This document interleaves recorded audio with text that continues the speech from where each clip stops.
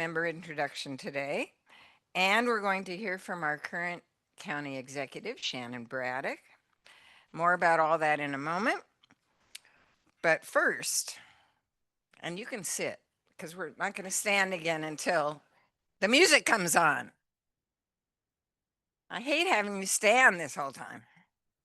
I do want to remind all of you there is still time to make your SRSF donation today, and that's so that you can be entered into the prize drawings that will happen at the end of the meeting. So if you haven't, and there's some good prizes, let me tell you. So you have some QR codes on the tables. If you have not yet made your donation and you want to be included in today's drawing, make your donation now and let Mary know so she can throw your name into the hat. Okay?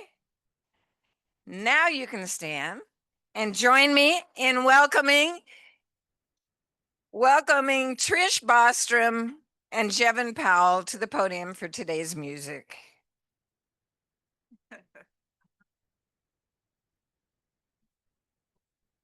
Hey, you look good. Let's do This Land Is Your Land. And we're only going to do one verse because we have a surprise for the second verse. Here we go. This land is your land. This land is my land. From California to the New York Islands. From the Redwood Forest to the Gulf Stream waters. This land was made for you and me. As I was walking that ribbon of highway, I saw above me that endless skyway. I saw below me golden valley. This land was made for you and me. Let me hear ya. This land is your land. This land is my land. From California to the New York Islands, from the Redwood Forest to the Gulf Stream waters, this land was made for you and me. Hey, you sounded good. You sounded great. Now for our surprise. Ready? Go Mariners. Take me out to the ball game. Here we go. Take me out to the ball game. Take me out with the crowd. Buy me some peanuts and Cracker Jacks. I'll be never if I'll ever get back. Oh, the woot, woot, woot for the Horners. They don't win, it's a shame. So it's 1, 2, 3 bites are out at the all ball game. Go Mariners!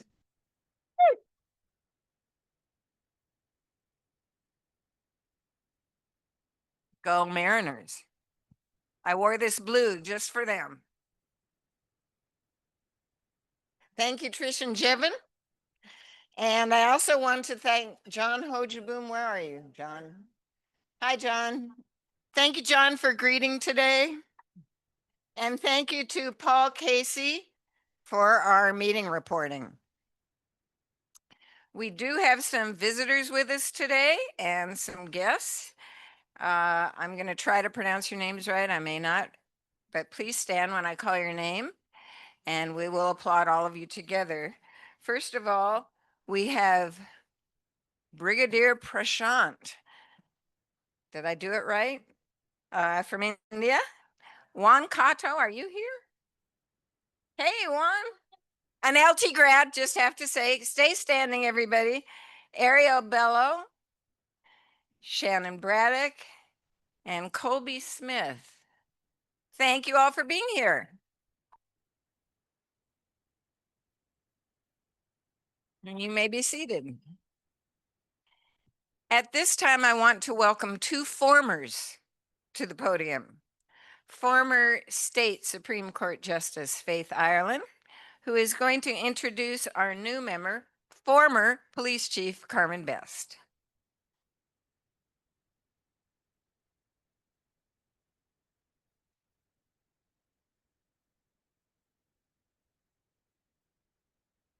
Good morning. I'll step up to the ladder here.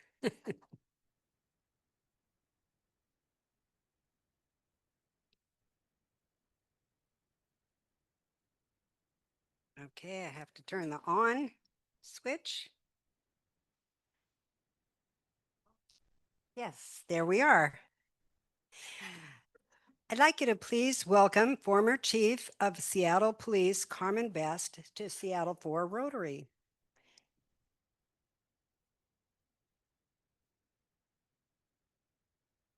This is a return. She was a member shortly while she was chief, and now she's returning again. Carmen is well known for her American best-selling book, and that's the one you see in the picture there. And the title of it is called Black in Blue: Lessons on Leadership, Breaking Barriers, and Racial Reconciliation. Yes, yes, that's right. You're supposed to be standing here. And if I could ask you to come up onto the stage and stand to my left, that would be great. Having read her book, thank you. Yes, the other left. Having read her book, I can attest that this book is good for all of us. There are a lot of lessons that each of us can learn there. Carmen has 3 decades of law enforcement and global security experience. She is a nationally recognized leader in public safety, security, and crisis management. Currently, she is a specialist with the 21st Century Policing Solutions, a global consulting firm. It helps law enforcement agencies, cities, universities, and communities deliver safe, just, and constitutional public protection. After leaving her position as Seattle Chief of Police, she served as Director of Global Security Risk Operations at Microsoft. A very demanding job. She is a change driver leading those who implement sweeping safety measures to protect people and infrastructure.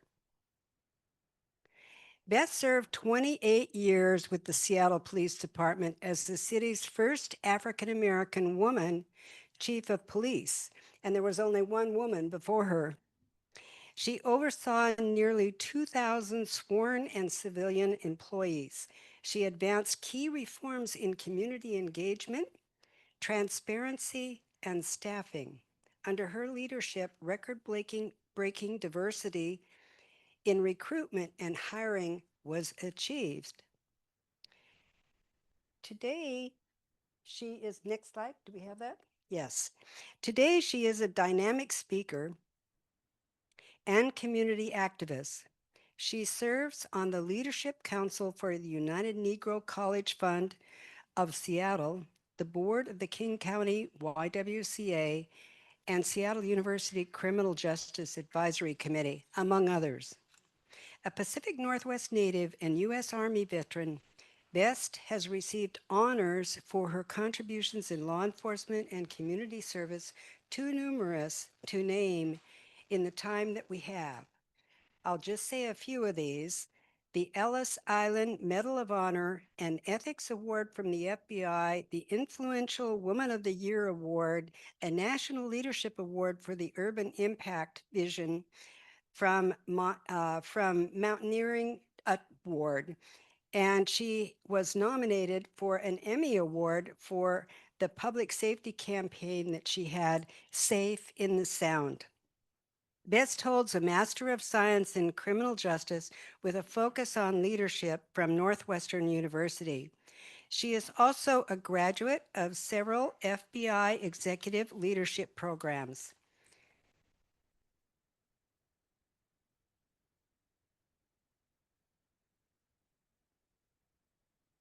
Those include the Criminal Justice Executive Leadership Academy and several national police agencies. See if I can get the next slide. This is a slide of Carmen and her two daughters, Whitney and Kaylee, shown with Carmen at Whitney's wedding in 2014. Whitney works as a physician's assistant in Northern California and has 3 children. Kaylee is a business owner in Ireland and has 2 children. Carmen says, "It's awesome being a grandmother. It's really fun. I'm really enjoying this aspect of my life." Carmen still enjoys her life and having fun. See if I can get that. Could I get the next slide? There we go.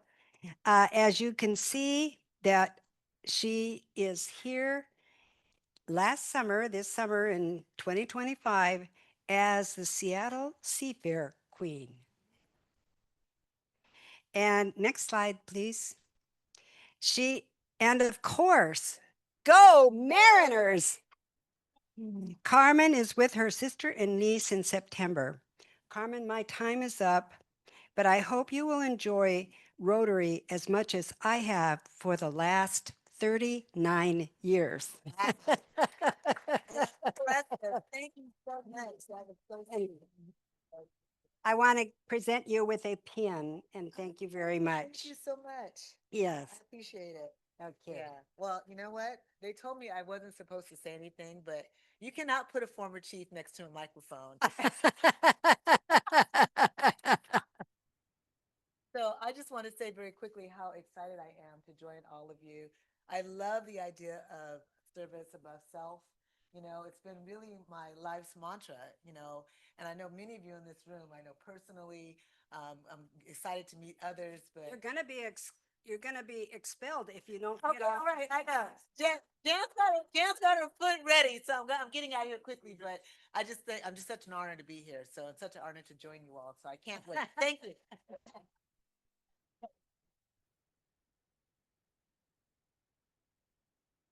Thank you, Faith, and welcome, Carmen.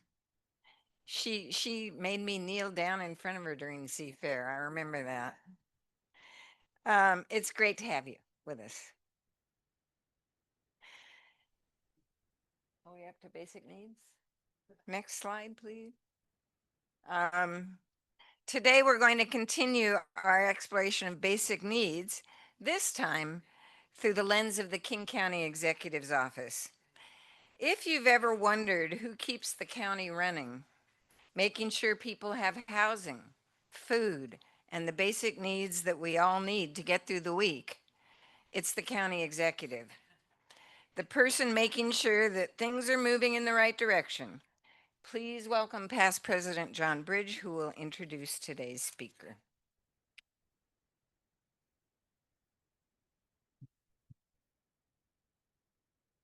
Well, thank you, Jan.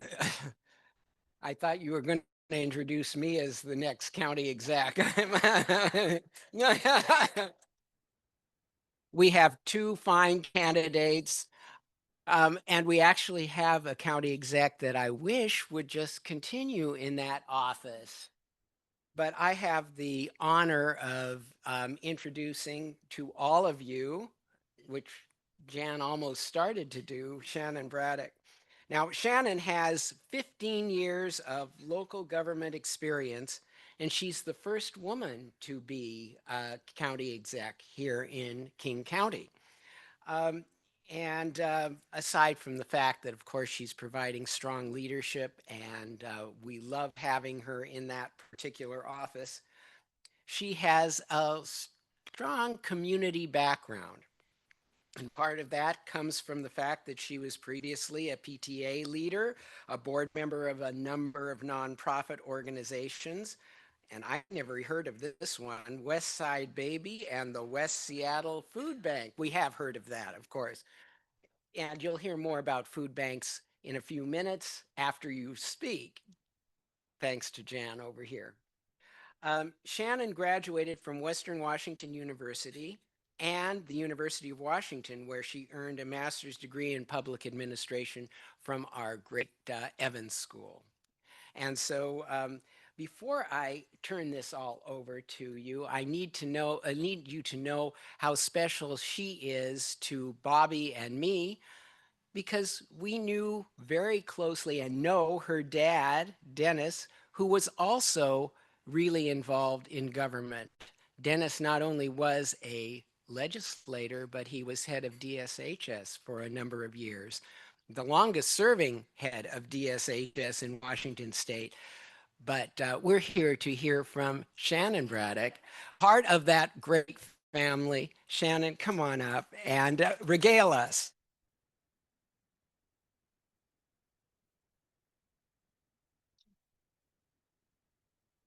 Let me get this out of the way. Oh, You don't need He's this. moving the stool, you guys. Yeah. Okay, good afternoon, Rotarians. Thank you for having me here today. I do want to share for folks who are not aware that the reason I am in this role, and I'm in this role for a total of 8 months, which now, if you're counting, is 41 more days. And I'm in this role because the previous county executive, Dow Constantine, who had this role for over 15 years, stepped away to become the CEO of Sound Transit. And I was his deputy executive. So, both from the line of succession and then after being appointed by the council, I stepped into this space. It's been the honor of my lifetime to have this role. So, it's been exciting. I think we've done a lot of impactful and really important work over this really short period of time. And there are a lot of challenges that you all know very well. I really want to appreciate the focus of your theme this year around the elements of a healthy community. Our King County true north is creating a welcoming community where every person can thrive. And all of the work we do, we try to tie it back, of course, to that true north. And I do think, as I was reading this, I thought, well, maybe it would be a little stronger if it was create a welcoming and healthy community where every person can thrive. And then I imagined the wordsmithing that went into this when they came up with it over a decade ago. And I'll leave that to the next executive to figure out. So, I also wanted to take a couple of minutes before I focus on some of the basic needs spaces related to King County government to share a little bit about my 200-day plan. So when I moved into this role, I knew that we would have to have some tangible, sort of short-term and setting up for success for the longer-term things over the next 200 days. So I have some really brief slides for this.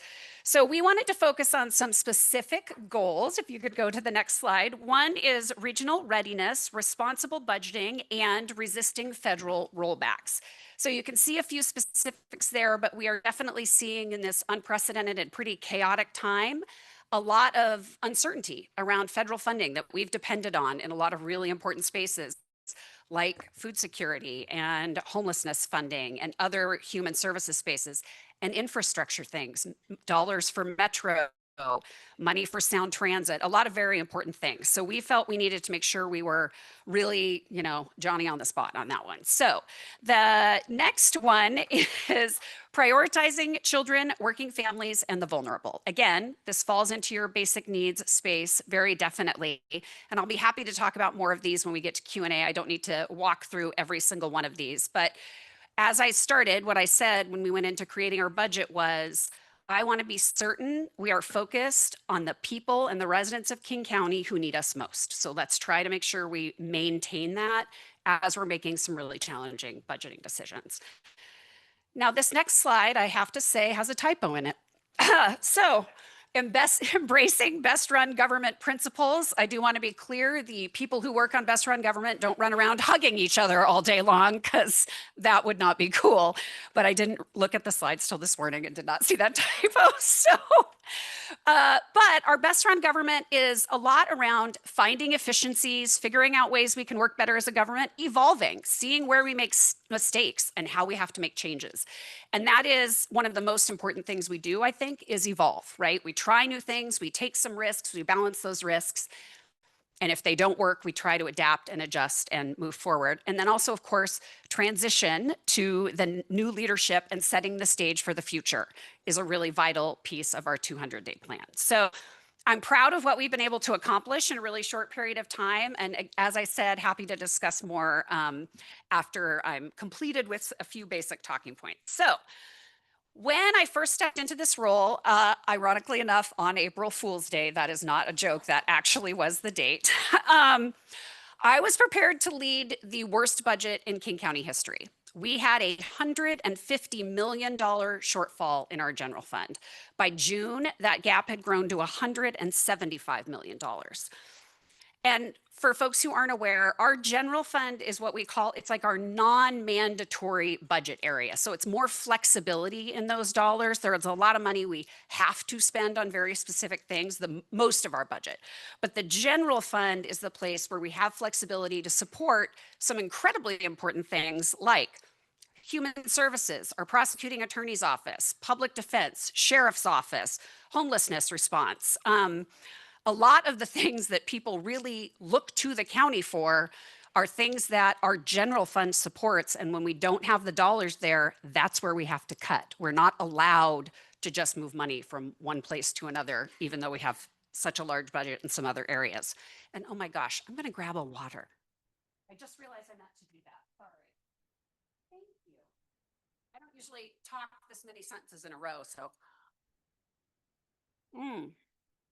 Okay, but then the King County Council passed a criminal justice sales tax.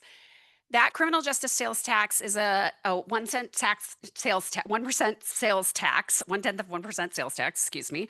And because of that sales tax, we are able to protect the cuts that we would have had to have made in our general fund, including things like, for example, 80 of our sheriff's deputies is the kind of cut we would have needed to make, among many, many other things. So thanks to that revenue, we are able to respond more thoughtfully, more responsibly, and to really meet the goals of pieces of this 200-day plan. And as I mentioned, the uncertainty at the federal government is impacting not just local governments, but other organizations and community providers who are used to getting grants from the federal government. They're seeing that be much more challenging in those spaces. And really, when we look to community organizations, it really is often about very basic needs, things like homelessness, food, behavioral health. So we're seeing healthcare.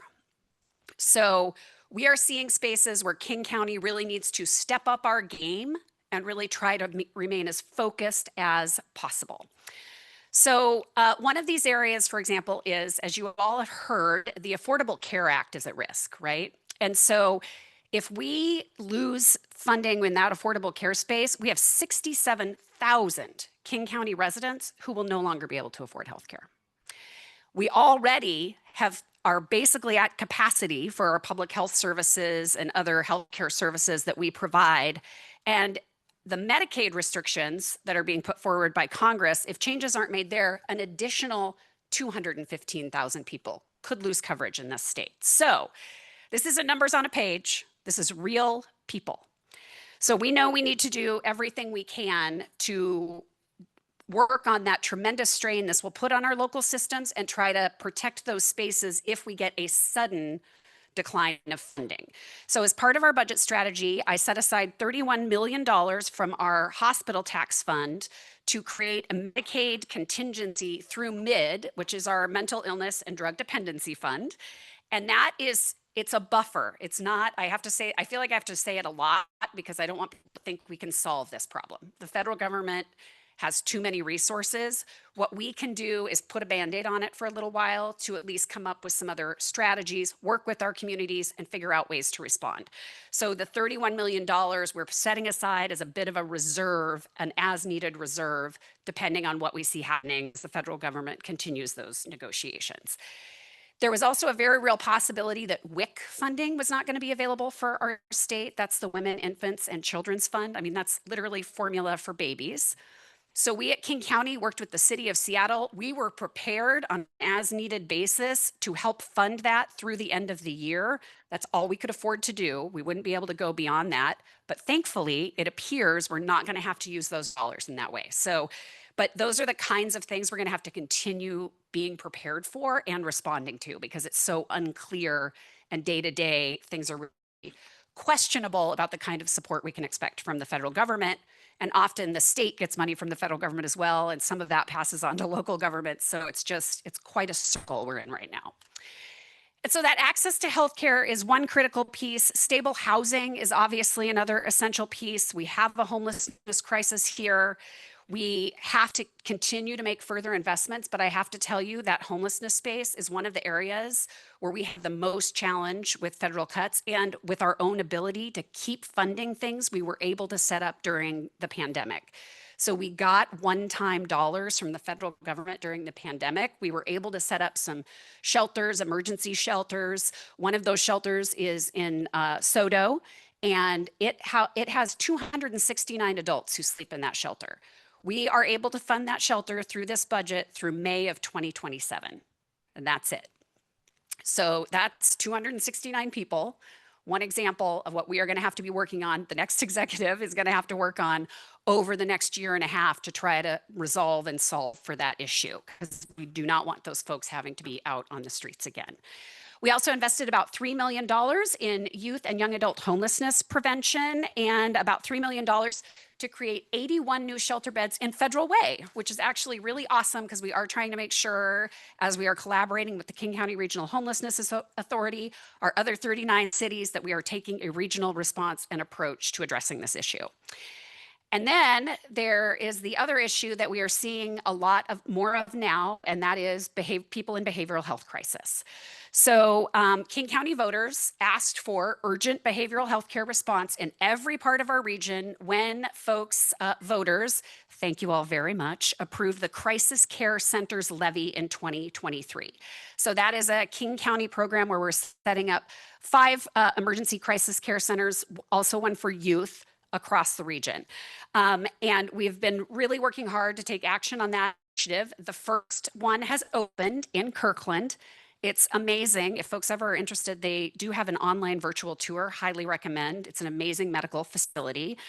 And then just this last week, we finalized the purchase for details for our Capitol Hill location for our crisis care center. This is a partnership with Mayor Harrell and his leadership and support, keeping us moving this forward, working together. We are incredibly committed to ensuring that the center opens successfully and strengthens the neighborhood. That is the goal, strengthening the neighborhood and the surrounding communities. It's to bring people inside who are in mental health crisis and get them the medical care that they need. It's not a place where folks are come to, for example, sober up and then get sent out the door. That's not what this facility is. It's a medical facility to address people in behavioral health crisis. We've also been able to expand our mobile crisis response teams. That's folks that go out in vans, try to meet people where they are. Generally, that's a homeless population, and they try to help get them the services and the care that they need. So we've been able to do that as we wait to open these, 4-wall type facilities across the region. So finally, one of the most basic needs, of course, and I hear you all are going to talk about that more after this, is food.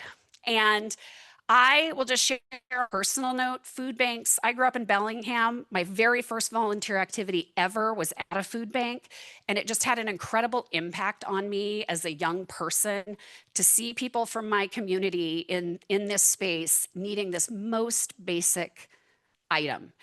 All sorts of things, seeing the lines out the door. It really made an impact on me. So I've really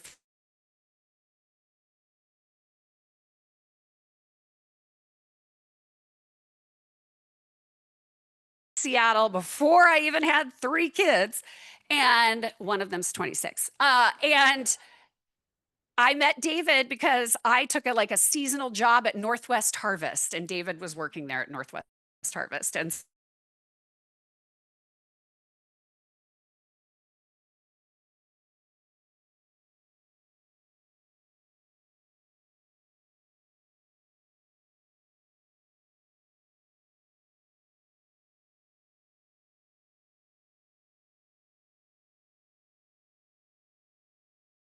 aunt from our Water and Land Resources Division.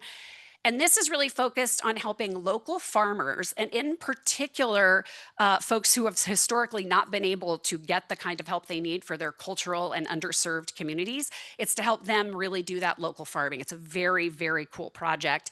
And then recently, I redirected about $755,000 in local funds from a canceled project to help strengthen hunger relief and the food distribution. And we partnered with Harvest Against Hunger, who administered this grant program that really helps to provide some infrastructure improvements to hunger relief organizations so that they can increase their capacity to serve a lot of the folks that we know are going to need that kind of help. So that is really the tip of the iceberg of things that King County does, but I did want to focus on sort of those basic needs, and soon it will be the next executive's responsibility to focus on those needs. And these challenges to sustain these vital services are still going to be there. So please, I just want to say how much I appreciate the future of King County is going to be shaped with the same kind of collaboration and creativity of folks who are in this Rotary Club and Rotary Clubs across the nation, frankly, but here, and that's the kind of energy we need to bring, not just people who talk about service, but people who every day walk that walks. Really want to thank you all for what you do in this space. I don't even know what's coming next, but I imagine donate to it if it's related to food banks. And thanks for the opportunity to just share a little bit about what I've been doing, what the county is doing, and where we are in this space. And I am delighted to answer any questions you all may have. I need to jet out of here in about 20 minutes, but happy to answer questions. Thank you.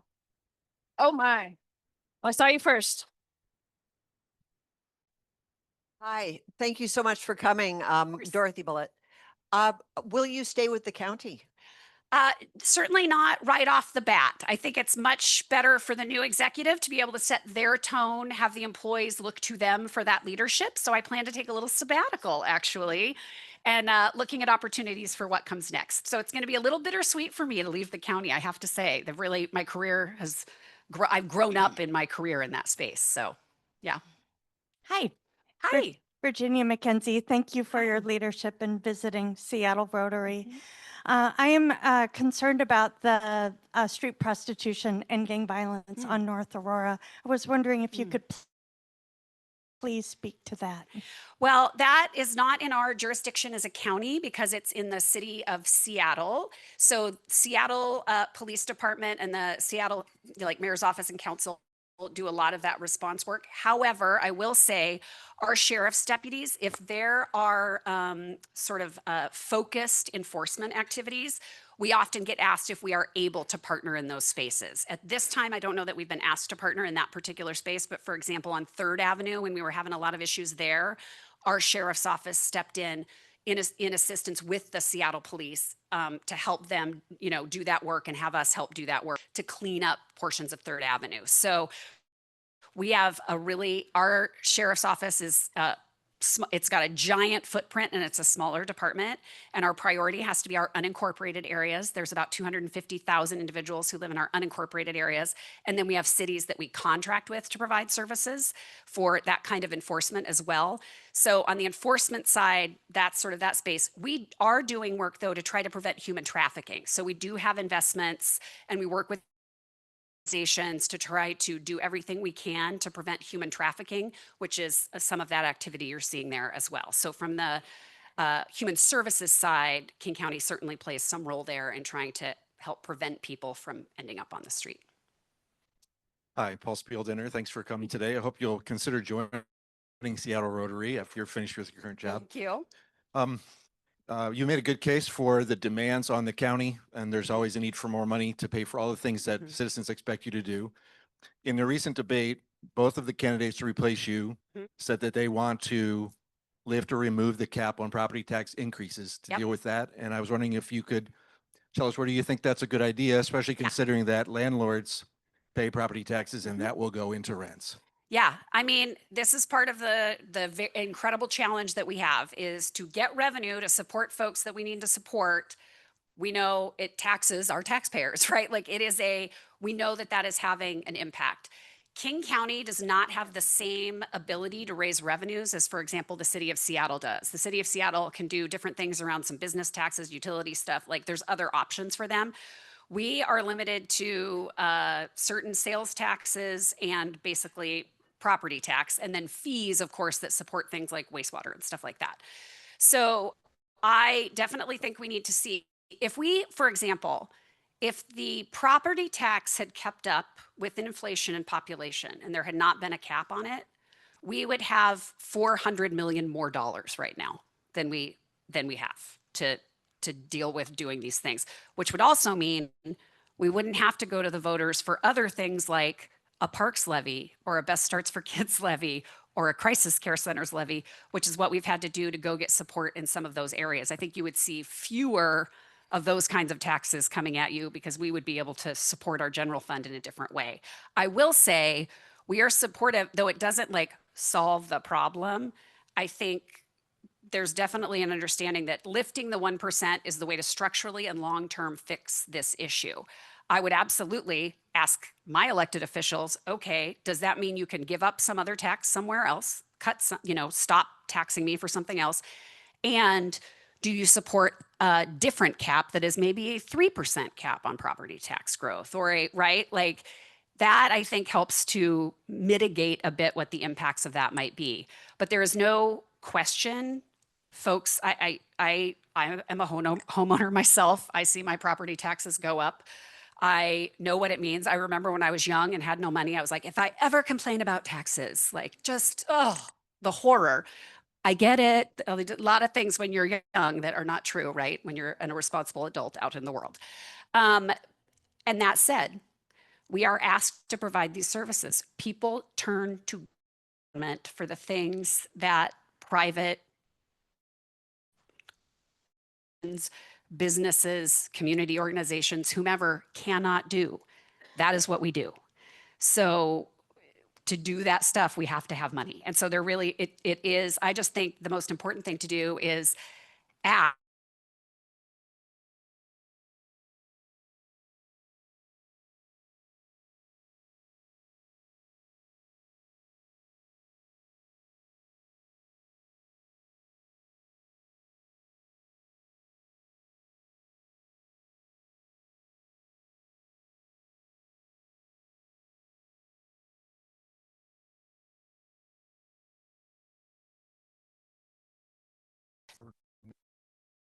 Yeah. Year. What does it cost per capita to run that? Oh, great question. Per capita, I did figure this out at one point, and I'm so sorry. I'll find out for you and report back. My colleague, Tala Mahmood, is here. She's taking some notes. So I can get back to you the per capita cost. I can tell you for us to support it from January 1 to May of 2027, just our portion, Seattle also does a portion, is $5 million. So, and that's with it up and running. A lot of it is, do you have to build a structure to support people? What does that look like? I think, I want to take the opportunity while I have folks here, and I'm toward the end of this thing, 41 days, to say there are a lot of solutions to the problem of homelessness, and you need almost all of them. There is no one size fits all. And the biggest issue isn't what's the solution, it's where is the solution. Because citing anything, whether it's a homeless shelter, a crisis care center, a garbage dump, a jail, the things that we have to do because we've got to deal with all that stuff. You got to have a place to put it. So I will flag for folks, I would argue, that's the biggest challenge. We spend so much time looking for a place for these things to go. And we can't just, just put it on county property. Well, okay. But even when we try to do that, trust me, doesn't go great all the time. And it's a doozy. So I will just flag that for folks. And there's a lot of creative and really smart people here. If you all have thoughts about locations or ideas around that, I think you would find elected officials across the board, across all 39 cities in the county who are open to hearing ideas, especially about where. The what is way less of the question, I would argue. So We have a last question from John. Hi, John Steckler. Hi. I have a question for you. The Washington State cities and counties all have housing goals, comprehensive growth plans that they have to Yeah. achieve because of, and stand the risk of losing federal funding if they don't achieve them. Yep. I'm curious in King County, unincorporated King County, you don't have a lot of land. You're pretty tight. Yeah. And I'm very, Except in far east King County, there's a lot of land out there. so how are you achieving the new housing goals that you have to achieve in order to maintain the federal funding? That is a great question. We work closely with the Growth Management Planning Council and Puget Sound Regional Authority. Oh shoot, PSRC. And they help to navigate what that sort of distribution looks like and how we meet those goals so that we do get our money, federal funding, and all of those things. So unincorporated, actually, we have less of a challenge, frankly, meeting that goal in many ways because it's just a much smaller footprint. So even though we have 250,000 people, they're spread. So they're spread across, so urban unincorporated areas like White Center, Skyway, East Federal Way. Let me find out for you where we are on those, because those are the areas where I would think we might be a little bit strained in that. And I don't know the answer to that question. So let me see what I can find out for you. But those would be the places I think we would find the most challenge. A lot of the other places, it's just zoning and we can usually manage that at some point. So, yeah. You? Oh, I stay here. Stay here. Follow. I stole that. Okay. Thank you for the slides. Oh, okay. She's really tall. Thank you, Shannon, for your service to our region. And as a thanks for your participation today, our club's foundation, the Seattle Rotary Service Foundation, has provided 600 servings of healthy produce for those in need through Harvest Against Hunger Thank you. in your name. So thank you very much. That. And thank you. Verklempt is good. And thank you for joining. Thank you very much. Okay.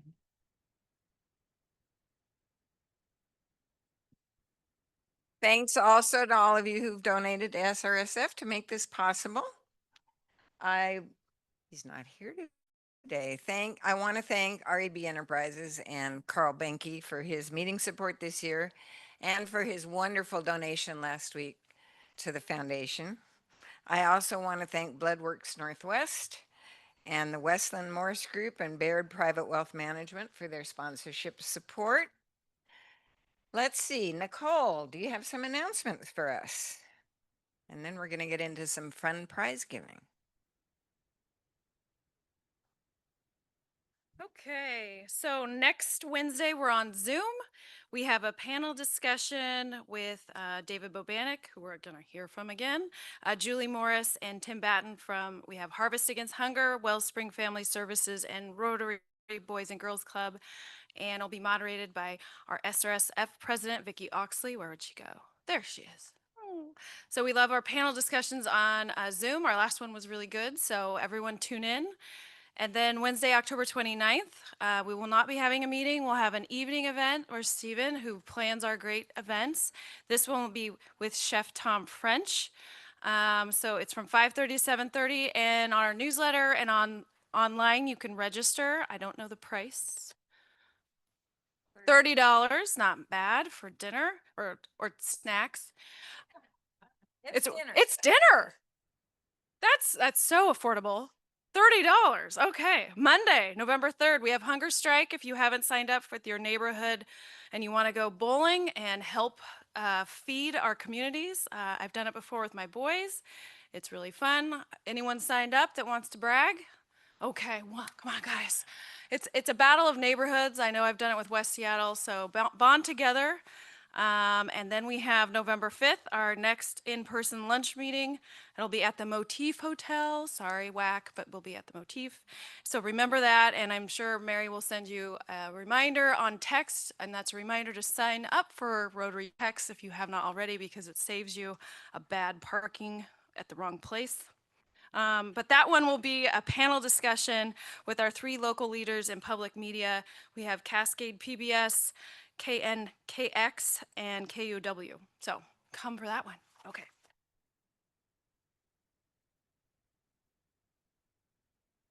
Thank you, Nicole. I want to now invite, let's see, David Bobanek and Lillian Sherman. They have a surprise announcement for all of us and a chance to give away some prizes. Hello, my fellow philanthropists. Remember, philanthropy is fun, right? That's what we said last time. I want to thank all of you who have jumped in and made the first 2 weeks of our SRSF campaign so much fun. It's not over. We're going to say that a couple times. Not over. We're just driving prizes today because it's fun. But before David takes the stage, I want to point out 2 really extraordinary gifts that have arrived in the last week that are so powerful. Testimonies of the impact of SRSF's work and the amazing legacy of the Rotary Club of Seattle. The first was a gift from Lynn Lindsay's estate, who bequeaths $25,000 to the club. Those of you who knew Lynn, you know that she was not only a huge supporter of SRSF in her lifetime, but she was on this podium asking you all to make sure to leave a legacy in your will. And the fact that I get to stand here today and acknowledge this beautiful gift is just a reminder to all of us that making a will honors the people and the causes that you love. So do it today or later. The second is a really remarkable $25,000 gift from the Gates Foundation in honor of their 50th anniversary. And this segment of their 50th anniversary was to honor Bill Gates Sr. and his legacy. So they chose 25 partners that embody his commitment to community leadership and local impact, and that have played pivotal roles in our shared history. Some of them decades-long collaborations, and others more recent but equally vital partners. SRSF Foundation is certainly one of those partners. So we are thrilled by that community support in a couple different ways. The fact that it came in 1 week was really just awesome. So thank you all for your legacy and for your tremendous gifts. And now over to David to introduce Tim. Thank you. Okay, now we're gonna, not that Lillian's not fun. Lillian's awesome. But now we're gonna have some fun. One of the things that we wanted to do was to have some prizes to maybe get people to donate to SRSF a little bit early. Your names are all put in for a drawing. Tim has graciously offered to help draw the names. I actually put all the names on little pieces of paper. It is the Charlie, except this one's blank. It's the Charlie Brown prize drawing. It's Tim is the one who gets to try to interpret what we're doing here. So Tim is our new, I thought Tim was introduced already, but sorry, Tim, apologies. New operations manager at the Rotary Boys and Girls Club. We will have, so welcome, Tim. All right, enough talking because Jan wants to get back up here and she's looking at her watch. Again, for the drawings, we've got a couple of bottles of wine. We've got a set of 6 wine bottles. I'm going to stop calling it a 6-pack of wine bottles. Wine tasting on December 12th, thanks to Jan Levy. We're going to have 8 openings for that. That's going to be really fun with Frank, who is coming over from Bordeaux, tasting some of his wines, talking about where they come from and how they're built. And then a Lake Union Sunset Sip and Sail, or just sit, depending on the weather. And that's going to be for the winner and a guest aboard our boat. So that's fun. So Tim, do you want to draw one of the names? You got one already? Charlie Dickey. Charlie Dickey gets one of the bottles of wine. And Charlie made a very generous donation earlier this week. So Charlie, thank you very much. See how this works, huh? You see, you make a donation, you get a bottle of wine. Okay, next up, Tim. All right. Neil McReynolds. Is Neil here today? Neil's on Zoom? All right, so he's seen it. I can't take it myself. Neil, we've got a bottle of wine coming your way. Okay, next is for the set of 6 wine bottles. Ooh, Come on, people. Oh my God. It's Lillian Sherman. Are you sure? These are really good bottles of wine, Lillian. You might want to consider 3 and 3. We could, no, I'm Carl Banky. Is Carl here today? All right. Can we get it to Carl or should we draw another name? Draw another name.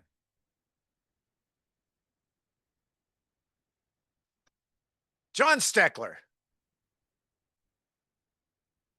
Somebody's got to take this home. John, somebody's got to take it home. Congratulations. Okay. Now we got to go.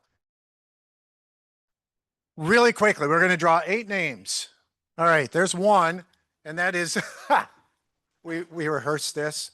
Jan Levy. Another name. All right. Good grief. John Bridge. All right. Skip Cockins. Ryan Pong.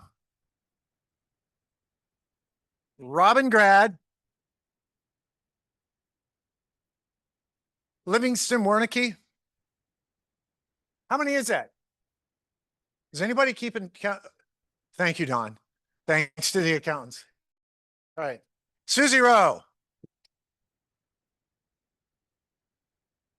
Michael Hudson-Beller.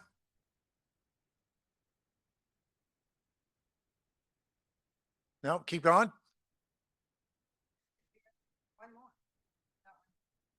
Well, I haven't been keeping track of the names. We were keeping track of numbers. The accountants can keep track of numbers. It's a whole different set of talents and skills. All right, let's just do in the room only. Janelle Johnson, not here. David Farrell. Oh my gosh. Thomas Hirsch. John Adams. Thomas Jefferson. Eddie Hilliard. Oh my God. Nancy Cahill, I see you. All right. All right. Last one. Hopefully for somebody that does not get seasick and is interested in sailing, David Froome. So David was here. He was here. So I'll take David and guest out. Thank you all very much. We're going to do another round of prizes next month. So if you haven't given yet, give before next month. Give as give as often as you can, right? It's just like Chicago. Okay. Thank you all so much. Thank you all. Congratulations. And I hope I can figure out who actually won those wine tastings. So public servants like Shannon Braddock remind us that government is not some distant thing. It's people who care enough to show up, to stay late, to keep things moving. They're the unsung heroes and sheroes who quietly keep the machinery of our communities running, often with too little credit and too much coffee. Thank you again to Shannon, who had to leave early, for her willingness to step up and to serve. Thank you all for being here today. I'm going to look forward to seeing you over Zoom next week. I want you to know that this necklace, I wore it specifically today because it was made by Lynn Lindsay. So thank you to Lynn in her memory. And go Mariners, we are adjourned.